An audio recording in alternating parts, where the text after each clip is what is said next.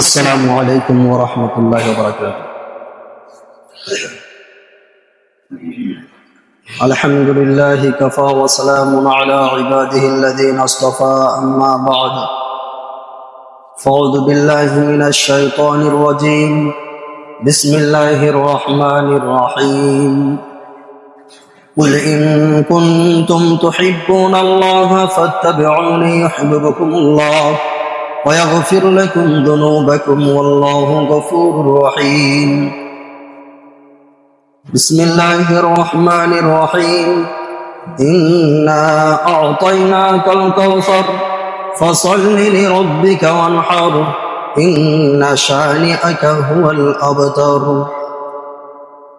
صدق الله العظيم. قال النبي صلى الله تعالى عليه وسلم من ترك الصلاة متعمدا فقد كفر. وقال النبي صلى الله تعالى عليه وسلم لا إيمان له لمن لا صلاة له أو كما قال عليه الصلاة والسلام. সমস্ত প্রশংসা তারিফ সেই মহান করুণাময় আল্লাহ তাবারক ওয়া তাআলার জন্য, যিনি এক এবং অদ্বিতীয়, যার কোনো শরীক নেই, লা শারীকা লাহ। তারপর কায়নান্দা তাজদার মদিনা মা আমিন আল্লাহ আল মুরুদুল আহমদ মুস্তাফা মুহাম্মদ মুস্তাফা প্রতি শত শত দরুদ ও শান্তি দ্বারা বর্ষিত, সকলে বলে আল্লাহুম্মা আমিন। আলহামদুলিল্লাহ, আল্লাহ পাকের লাখো কোটি শুকরিয়া আদায় করার দরকার যে আল্লাহ রাব্বুল ইজ্জত আজকের এই জুমার দিনে আমাদের সকলকে সমস্ত রকমের কাজ কর্ম থেকে ফারিগ করে নিয়ে তিনার পবিত্র মসজিদের মধ্যে আসার তৌফিক দিয়েছেন, যার জন্য শুকরিয়া স্বরূপ বলে আলহামদুলিল্লাহ। আল্লাহ তাবারক ওয়া তাআলা আমাদের প্রত্যেক ব্যক্তিকে এই দুনিয়ার বুকে পাঠিয়েছেন, প্রত্যেকের উপরে উদ্দেশ্য লাগিয়ে পাঠিয়েছেন, এবং আমাদের মধ্য থেকে আল্লাহ রাব্বুল আলামিন সবার সেরা একজন নবী পাঠিয়েছিলেন। সে নবী হযরত মুহাম্মদ মুস্তাফা সাল্লাল্লাহু তাআলা আলাইহি ওয়াসাল্লাম, জিনার উম্মত আমরা সবাই। যে নবীর উম্মত হওয়ার জন্য নবী ঈসা আলাইহিস সালাম আল্লাহ রাব্বুল আলামিনের কাছে দোয়া করেছিলেন, শুধুমাত্র শেষ নবীর উম্মতদের ফজিলতের কথা যখন আল্লাহ রাব্বুল আলামিনের কাছে শুনলেন, শেষ নবীর উম্মতদের কত বড় আল্লাহ রাব্বুল আলামিনের কাছে গুরুত্ব, সেই কথা যখন শুনলেন, তখন নবী ঈসা আলাইহিস সালাম দোয়া করেছিলেন, বলেছিলেন যে ওগো আল্লাহ, আমাকেও যদি তুমি নবী না করে শেষ নবীর উম্মত করে পাঠাতে, তো আমিও কত বড় ভাগ্যবান হতাম। তো আল্লাহ রাব্বুল আলামিন নবী ঈসা আলাইহিস সালামের এই দোয়া কবুল করেছেন। আজকে আমাদের সামনে যে কুরবানি, এই কুরবানি নবী ঈসা আলাইহিস সালাম একদিন এই জমিনের বুকে এসে পালন করবেন।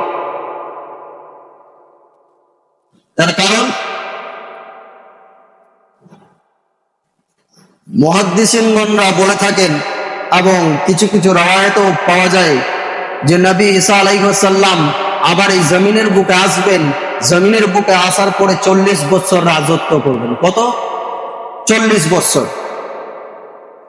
যখন 40 বছর তিনি রাজত্ব করবেন, আমার আপনার সারা বিশ্বের নবী হযরত মুহাম্মদ মুস্তাফা সাল্লাল্লাহু তাআলা আলাইহি ওয়াসাল্লামের উম্মত হয়, তখন তিনিও কি এই কুরবানি পালন করবেন না? অবশ্যই করবেন।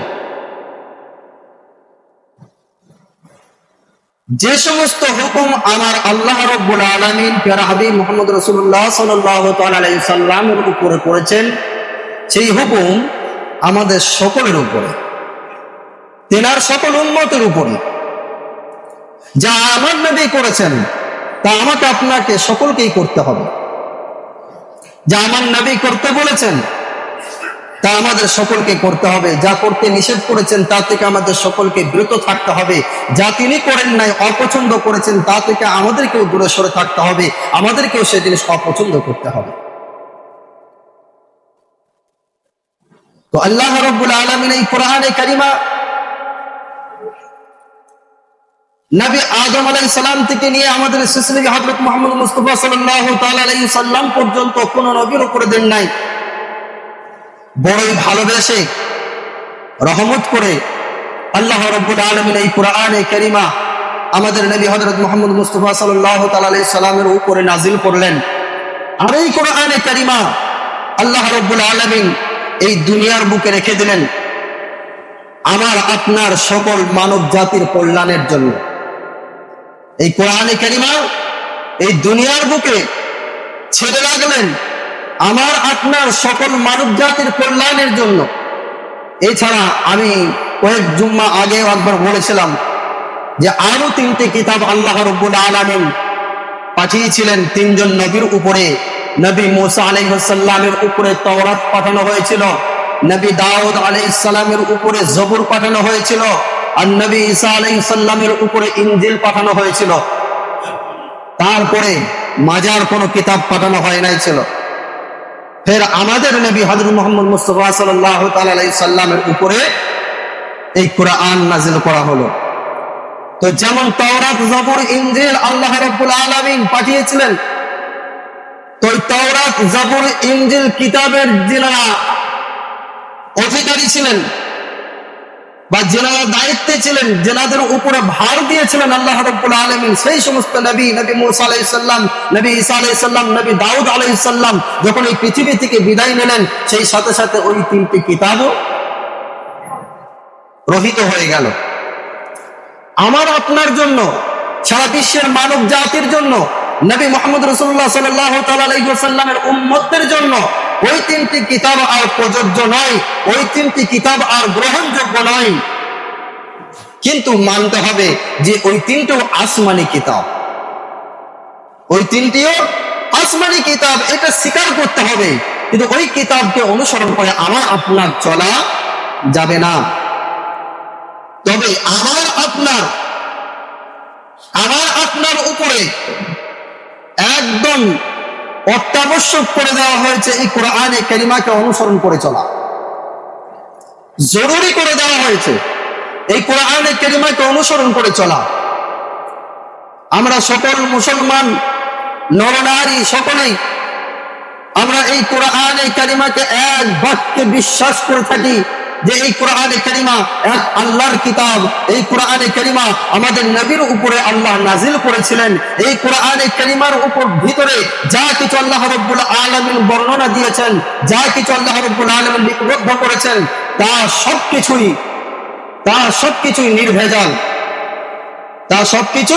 নির্ভেজাল, আমরা এক বাক্যে স্বীকার করে থাকি, এক বাক্যে বিশ্বাস করে থাকি, কিন্তু আমরা মানি না। আমরা বিশ্বাস করি, স্বীকার করি যে এই কোরআনের কালিমার ভিতরে কোনো ভেজাল নেই, নির্ভেজাল, কিন্তু আমরা মানি না, মানতে পারি না, মানার চেষ্টা করি না। নাউযুবিল্লাহি মিন যালিক। এই কোরআনে কালিমা আল্লাহ রাব্বুল আলামিন আমার আপনার সারা বিশ্বের মানব জাতির কল্যাণের জন্য এখনো পর্যন্ত ছেড়ে রেখেছেন। কিন্তু একদিন এমন একটা সময় আসবে যে সময় আমি আপনি ছুটে বেড়াবো, যে সময় আমি আপনি ছুটে গিয়ে উযু করে হাত মুখ ধৌত করে কোরআনে কারিমাকে আমরা যখন খুলবো, খুলে দেখবো সমস্ত পাতা কি হয়ে গেছে, সাদা হয়ে গেছে, একটি আয়াত আর দেখতে পাওয়া যাবে না।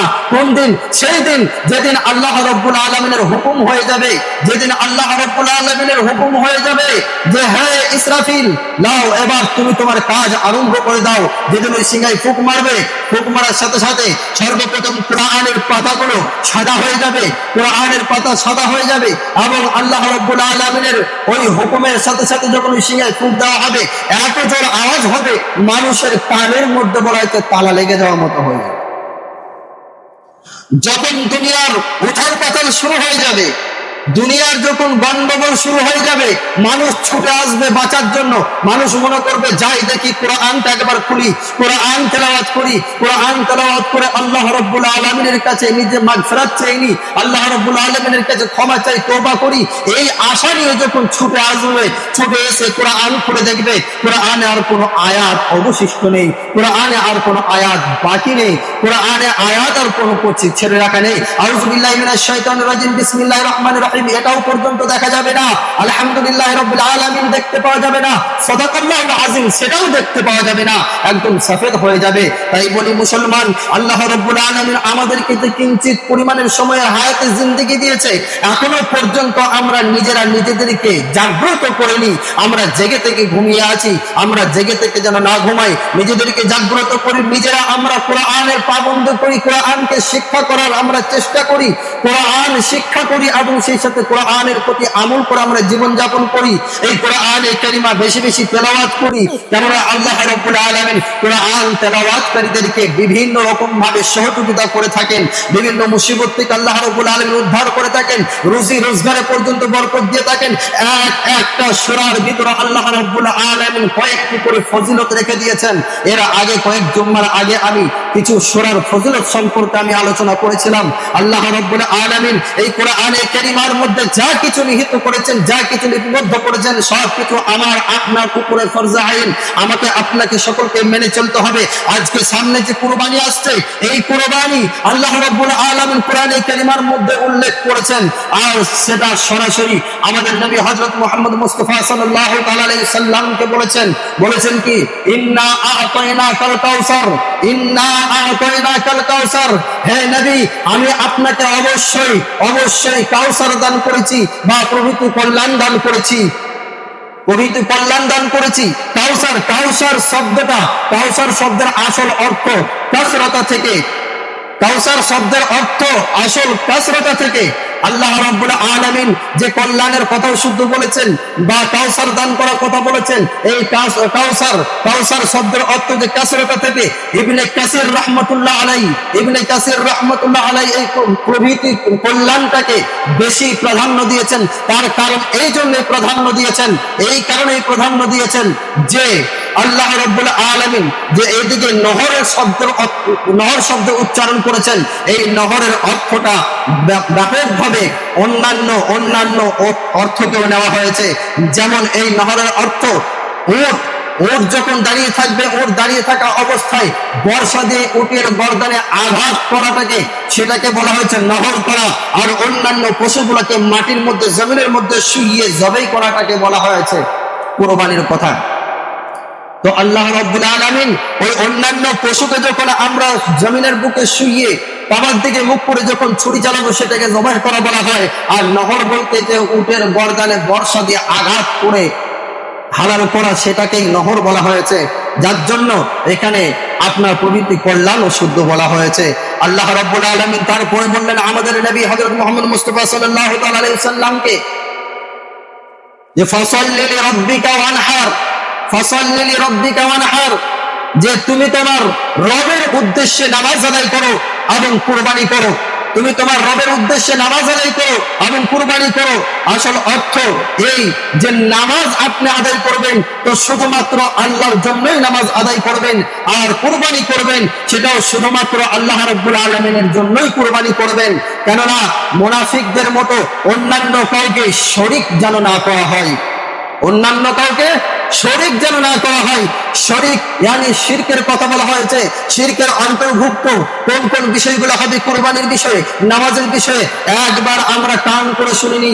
যখন আমার আপনার মধ্যে এরকম নিয়ত এসে যাবে, আমার আপনার মধ্যে এরকম আশা জেগে যাবে, আমি নামাজ আদায় করছি, 5 জন ব্যক্তি আমাকে নামাজি বলবে, 5 জন ব্যক্তি আমাকে ভালো মানুষ বলবে, জেনে রাখবেন ওইটা শিরকের অন্তর্ভুক্ত হয়ে যাবে। কেননা আপনি আল্লাহর জন্য নামাজটা আদায় করলেন না, আপনি জনগণের জন্য নামাজটা আদায় করলেন, আপনি নিজের স্বার্থে নামাজ আদায় করলেন। যে মানুষ আপনাকে ভালো বলবে, জনগণ আপনাকে নামাজি বলবে, যার জন্য ওটা শিরকের আওতায় এসে যাবে। আল্লাহ রাব্বুল আলামিন যে কুরবানির কথা বললেন যে তোমরা কুরবানি করবে, শুধু আমার জন্যই কুরবানি করো, আল্লাহ রাব্বুল আলামিনের সন্তুষ্টি হাসিলের জন্যই কুরবানি করার কথা। আর ওই কুরবানি শিরকের আওতায় এসে যাবে তখন যখন আমরা কেউ এমন মনে করে নেব যে আমি যদি কুরবানি না করি মানুষ আমাকে খারাপ বলবে, মানুষ কি বলবে, যে সারা বছর পরে একবার কুরবানি করলো না, কিন্তু আমার নিয়ত আল্লাহর দিকে রইল না, আমার নিয়ত হয়ে গেল মানুষের দিকে। আবার আমি কুরবানি করবো, বড় বড় জানোয়ার নিয়ে চলে এলাম কুরবানি করার জন্য, লাখ লাখ টাকা খরচ করে, কিন্তু সে জায়গায় যদি আমার নিয়তটা আল্লাহর দিকে না থাকে আর মানুষের দিকে থেকে যায়, জেনে রাখবেন শিরকের আওতায় এসে যাবে। আর ওই কুরবানি করাটা শুধুমাত্র আপনার জানোয়ার হালাল করে শুধু মাংস খাওয়াই হবে, ওই কুরবানি আর কুরবানি হবে না, আল্লাহর দরবারে কিন্তু পৌঁছাবে না।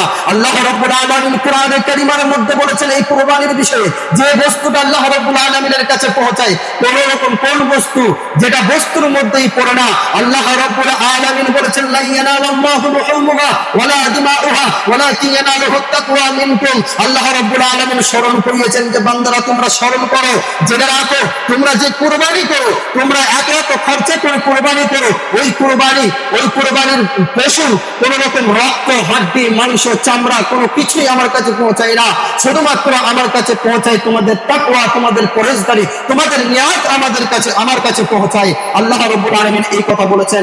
ভাই সকল, যখন আল্লাহ রাব্বুল আলামিনের কাছে না পৌঁছাবে কুরবানির পশুর মাংস, না পৌঁছাবে কুরবানির পশুর কোনো চামড়া, না পৌঁছাবে কুরবানির পশুর রক্ত, তখন আমার আপনার এই ধরনের মন মানসিকতা কেন থাকে? আমার আপনার মন মানসিকতা এমন হওয়া উচিত নয়। কেননা আমরা যে নবীকে ভালোবাসি, কারণ আমরা নবীকে ভালোবাসি বলে আমরা এই কুরবানি করি, আমরা নবীকে ভালোবাসি বলে আমরা এই নামাজ আদায় করি, আমরা নবীকে ভালোবাসি বলে আমরা অন্যান্য দান খয়রাত করে থাকি, আমরা নবীকে ভালোবাসি বলে আমরা এতিম মিসকিনদেরকে ভালোবাসি, আমরা নবীকে ভালোবাসি বলে আমরা গরিব দুঃখীদের পাশে দাঁড়াই। আল্লাহ রাব্বুল আলামিন বলেছেন, কুল ইন কুনতুম তুহিব্বুনাল্লাহ ফাত্তাবিউনি ইউহিব্বুকুমুল্লাহ ওয়া ইয়াগফির লাকুম যুনুবাকুম ওয়াল্লাহু গফুরুর রহিম। আল্লাহ রাব্বুল আলামিন প্যারা হাবিব মুহাম্মদ রাসূলুল্লাহ সাল্লাল্লাহু তাআলা আলাইহি ওয়াসাল্লামকে সম্বোধন করে বলেছেন, কুল হে নবী আপনি বলে দিন, ইন কুনতুম তুহিব্বুনাল্লাহ ফাত্তাবিউনি ইউহিব্বুকুমুল্লাহ, আপনি বলে দিন যদি তারা আপনার ভালোবাসা পেতে চায়, যদি তারা আপনাকে মহব্বত করতে চায়, তারা যেন অবশ্যই সর্বপ্রথম যারা আমার সঙ্গে, আল্লাহ রাব্বুল আলামিন বলেছেন যারা তোমার সঙ্গে ভালোবাসা রাখবে, তোমাকে মহব্বত করবে, তাদেরকে জানিয়ে দাও যে তারা অবশ্যই আমাকে ভালোবাসলো, অবশ্যই তারা আমার সঙ্গে মহব্বত রাখলো। এর অর্থ হলো এই, আল্লাহর ভালোবাসা লাভ করতে হলে, আল্লাহর নৈকট্য লাভ করতে হলে, আল্লাহর সঙ্গে মহব্বত যাপন করতে হলে সর্বপ্রথম প্যারা হাবিব মুহাম্মদ রাসূলুল্লাহ সাল্লাল্লাহু তাআলা আলাইহি ওয়াসাল্লামের উপরে ভালোবাসা রাখতে হবে, মহব্বত যাপন করতে হবে। আর যখন নবী মুহাম্মদ রাসূলুল্লাহ সাল্লাল্লাহু তাআলা আলাইহি ওয়াসাল্লামের উপরে মহব্বত যাপন করব, আমি যখন ভালোবাসা আমার থাকবে, আমি নবীকে প্রেম করব, তখন আমার নবী যেগুলো পছন্দ করেছিলেন, আমার নবী যে কাজ করেছিলেন, আমার নবী যেমন একই নিয়ে যেমন নিয়ত নিয়ে করেছিলেন, সেরকম একই বা সেরকম নিয়ত রেখে আমাদেরকেও সেই সমস্ত কাজ করতে হবে। হবে কিনা বলুন? তবে গিয়ে আমরা নবীর প্রেমিক, নবীর আশিক হতে পারবো। যেগুলোর প্রতি আল্লাহ রাব্বুল আলামিনের গুরুত্ব আছে, যে বিষয়গুলোর প্রতি আল্লাহ রাসূল সাল্লাল্লাহু তাআলা আলাইহি সাল্লামের গুরুত্ব আছে, সেই বিষয়গুলোর প্রতি আমাদের কোনো ভ্রুক্ষেপ নেই, আমাদের কোনো খেয়াল নেই, কিন্তু অন্যান্য বাজ জিনিসগুলো নিয়ে আমরা মারামারি দাঙ্গা করে থাকি, যেগুলোর কোনো গুরুত্বই নেই আল্লাহর কাছে, যেগুলো আমার নবীর গুরুত্ব নেই, সেগুলো নিয়ে আমরা মারামারি লেগে থাকি। আর যেগুলো আমার নবী গুরুত্ব দিয়েছেন, যেগুলো আমার আল্লাহ গুরুত্ব দিয়েছেন, সেগুলোর প্রতি আমাদের কোনো ভ্রুক্ষেপ নেই। নবী মুহাম্মদ রাসূলুল্লাহ সাল্লাল্লাহু তাআলা আলাইহি ওয়াসাল্লাম এত বড় কথা বলেছেন, যারা নামাজকে তরক করে দেয়, যারা নামাজকে অবজ্ঞা করে দেয়, তাদেরকে ডাইরেক্টলি কাফির বলেছেন। মান তারাকা সালাতা মুতাআম্মিদান ফাকাদ কাফার। আল্লাহ রাসূল সাল্লাল্লাহু তাআলা আলাইহি ওয়াসাল্লাম বলেছেন, যারা নামাজকে তরক করে দিল, নামাজকে অবজ্ঞা করে দিল, তারা একদম কাফির হয়ে গেল। কিন্তু যারা হয়তো নামাজ এমনি কখনো আদায় করছে, কখনো করছে না, নামাজ অবজ্ঞা করে নাই, নামাজকে অবজ্ঞা করে নাই, তাচ্ছিল্য করে নাই যে নামাজ আমার কি জিনিস, নামাজ পড়ে কি হবে, নামাজ ইবাদত, এই কথা কে বলেছে, এরকম ভাবে তারা বা অবজ্ঞা করে নাই, কিন্তু নামাজ পড়ে না, তারা গুনাহগার হবে, অবশ্যই গুনাহগার হবে, অত্যন্ত গুনাহগার হবে। পরবর্তীতে তারা যদি আবার সময় থাকতে নিজে বুঝে গিয়ে নামাজ আদায় করতে আরম্ভ করে, আল্লাহর কাছে তওবা করে, আল্লাহ রাব্বুল আলামিন তওবা কবুলকারী, তিনি ক্ষমাশীল, দয়ালু, তিনি ক্ষমা করে দিতে পারবেন, কিন্তু তিনি ক্ষমা করে দেবেন। আর কিন্তু যদি আমি একদম অবজ্ঞা করে দিই আমার রাসূলের কথা, তাহলে বানাবাজি কথা নয়, আমার রাসূলের কথা যে সে ঈমানদার থেকে খারিজ হয়ে যাবে যদি নামাজকে অবজ্ঞা করে দেয়। আরো বলেছেন রাসূলুল্লাহ সাল্লাল্লাহু তাআলা আলাইহি ওয়াসাল্লাম, বিলা ঈমান লাহু লিমান লা সালাতা লাহু। আল্লাহ রাসূল সাল্লাল্লাহু আলাইহি ওয়াসাল্লাম বলেছেন, যে ব্যক্তির মধ্যে নামাজ নেই সেই ব্যক্তির মধ্যে দ্বীন নেই, আর যে ব্যক্তির মধ্যে দ্বীন নেই সে হলো বেদঈন। আর বেদঈন তাকেই বলা হয় যার মধ্যে ঈমান নেই, লা ঈমান লাহু। আল্লাহ রাসূল সাল্লাল্লাহু আলাইহি ওয়াসাল্লাম বলেছেন, ওই ব্যক্তির মধ্যে ঈমান নেই, ওই ব্যক্তির মধ্যে ঈমান নেই, লিমান লা সালাতা লাহু, যে ব্যক্তির মধ্যে নামাজ নেই। আজ মুসলমান আমরা এখানে জমায়েত আছি, এই জুমার মসজিদে এবং যে সমস্ত মুসলমান ভাইয়েরা মসজিদে হাজির হতে পারি নাই, এখানে সেখানে নাফরমানির সঙ্গে গাফিলতির সঙ্গে ঘুরে বেড়াচ্ছি, যার কানে আওয়াজ পৌঁছাচ্ছে, একবার চিন্তা করে দেখিনি আমরা নিজেরা নিজেদেরকে ইমানদার বলে দাবি করি, নিজেরা নিজেদেরকে যে আমরা ইমানদার মুমিন ব্যক্তি বলে দাবি করি, দিনদার বলে দাবি করি, মুসলমান বলে দাবি করি, আমার নবী কি কথা বলেছেন, যারা আমরা নিজেরা নিজেদেরকে নবীর আশিক বলে দাবি করি, নিজেরা নিজেদেরকে নবীর প্রেমিক বলে দাবি করে থাকি, আমরা একবার স্মরণ করে দেখি, একবার চিন্তা করি যে আমার নবী কি বলেছেন। আমার নবী এই কথা বলেছেন, যারা আমার অনুসরণ করে না তারা আমার আশিক নয়, যারা আমার অনুসরণ করে না তারা আমার প্রেমিক হতে পারে না, যারা আমার অনুসরণ করে না তারা আমার উম্মতের মুক্তি হতে পারে না। কাল কিয়ামতের ময়দানে আল্লাহ রাব্বুল আলামিন যখন আমার রাসূল সাল্লাল্লাহু তাআলা আলাইহি সাল্লামকে ওই জান্নাতের মধ্যে যখন ওই নহর বা যখন ওই হাউজে কাউসারকে যখন দান করবেন, জান্নাতীরা জান্নাতে যাওয়ার পূর্বে রাসূলুল্লাহ সাল্লাল্লাহু তাআলা আলাইহি সাল্লামের হাত মুবারক দ্বারা ওই কাউসারের পানি পান করে জান্নাতে প্রবেশ করবেন, সেদিনে আমার রাসূল সাল্লাল্লাহু তাআলা আলাইহি সাল্লাম একটা বেনামাজির দিকে তাকিয়ে দেখবেন না, একটা বেনামাজিকে পানি পান করাবেন না। কেননা রাসূলুল্লাহ সাল্লাল্লাহু আলাইহি সাল্লাম খুদ নিজে পবিত্র জুবান মুবারক দ্বারা বলে গেছেন যে লা ঈমানা লাহু লিমান লা সালাতা লাহু, লা ঈমানা লাহু লিমান লা সালাতা লাহু, যার মধ্যে নামাজ নেই তার মধ্যে ঈমান নেই, আর যার মধ্যে ঈমান নেই তাকেই বেদুইন বেঈমান বলা যায়। আর রাসূল সাল্লাল্লাহু তাআলা আলাইহি সাল্লাম বেদুইন বেঈমানদেরকে কাউসারের পানি পান করাবেন না, করাবেন না। আমরা এখানে কতজন আছি? যতজন আছি আমরা সকলেই কি এক বাক্যে, আমি এতদিন করে এত জুম্মা করে একবার আমি হাত তুলে দেখতে চাই যে কোন কোন মানুষ আমরা আল্লাহ রাসূল সাল্লাল্লাহু তাআলা আলাইহি সাল্লামের হাত মুবারক দ্বারা পানি পান করতে চাই। একবার হাত তুলে দেখি, একবার হাত তুলে দেখাই। জেনে রাখি, যারা আমরা মনে মনে নিয়ত করেছি, হাত নামিনি, যারা আমরা এরকম ভাবে মনে মনে নিয়ত করেছি বা আশা রেখেছি যে রাসূলুল্লাহ সাল্লাল্লাহু তাআলা আলাইহি সাল্লামের হাত মুবারক দ্বারা হাউজের পানি পান করব, কাউসারের পানি পান করব, পান করে সারা জীবনের পিপাসাটাকে মিটিয়ে আমরা জান্নাতে প্রবেশ হব, জান্নাতে প্রবেশ করব, আমরা সকলেই এখন এই জুম্মাতেই আমরা মনে মনে নিয়ত করি, একদিন দিলে ইখলাস নিয়তে আমরা এই কথা একদম আল্লাহ রাব্বুল আলামিনের সঙ্গে ইরাদা করনি যে ইনশাআল্লাহ তাআলা এই জুমআ থেকে 5 ওয়াক্ত নামাজ আদায় করব বলে ইনশাআল্লাহ। ভাই সকল নামাজ আদায় করবেন, আমরা নামাজ আদায় করব যেটা বলা হলো যে ফাসাল্লি রব্বিকা। আল্লাহ রাব্বুল আলামিন বললেন কি যে তোমরা একমাত্র আল্লাহর উদ্দেশ্যেই সালাত আদায় করো, নামাজ কায়েম করো আল্লাহর উদ্দেশ্যেই। যখন আমি আপনি আল্লাহর উদ্দেশ্য রেখে নামাজ আদায় করব, আল্লাহর সন্তুষ্টি লাভের জন্য নামাজ আদায় করব, জেনে রাখবেন আল্লাহর সন্তুষ্টি হলো সব থেকে বড় জিনিস, সব থেকে বড় কথা। যার মধ্যে আল্লাহর সন্তুষ্টি এসে যাবে, যে আল্লাহকে সন্তুষ্ট করে নিতে পারবে সে কিন্তু সবকিছু হাসিল করে নিয়েছে। সে আল্লাহর কাছে যেটা চাইবে আল্লাহ তাকে সেটাই দান করবে। তাই ভাই সকল, আমার সকলকে একটাই আবেদন, আমরা যেন সকলেই আল্লাহ রাব্বুল আলামিনকে সন্তুষ্ট করার চেষ্টা করি, আল্লাহ রাব্বুল আলামিনের নাফরমানি না করি, আমরা সকলেই আল্লাহ রাব্বুল আলামিনের ফরমাবরদারি করি। আমরা সকলেই এই 5 ওয়াক্তের নামাজ ইনশাআল্লাহ আদায় করব ইনশাআল্লাহ। ওয়া আখির দাওয়ানা আলহামদুলিল্লাহি রাব্বিল আলামিন।